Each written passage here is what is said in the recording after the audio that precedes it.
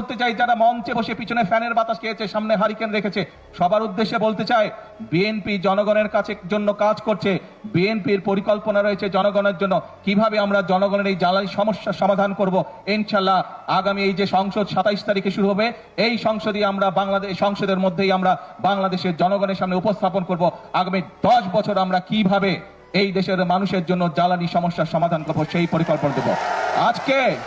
আজকে এই সকল রাজনৈতিক দলকে পরিষ্কারভাবে আমি বলতে চাই, আপনারা যদি মনে করেন অতই জনগণের প্রতি আপনাদের দায়িত্ব আছে, তাহলে আপনাদের পরিকল্পনা নিয়ে আসুন জনগণের সামনে।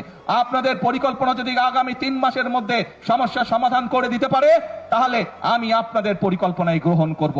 তাদের প্রতি আমি চ্যালেঞ্জ ছুড়ে দিলাম, যেই বিদ্যুতের সমস্যা রয়েছে, যেই গ্যাসের সমস্যা রয়েছে, সেইটি সমাধানের জন্য তারা যদি সরকার থেকে ভালো কোনো পরিকল্পনা নিয়ে আসতে পারে, যে পরিকল্পনা আগামী 3 মাসের মধ্যে, বাদ দেন 3 মাস, আরো 3 মাস আমি তাদেরকে দিলাম, যদি 6 মাসের মধ্যে তারা সমস্যার সমাধান করতে পারে, তাহলে তাদের প্রত্যেকটি পরিকল্পনা আমরা বাস্তবায়ন করব।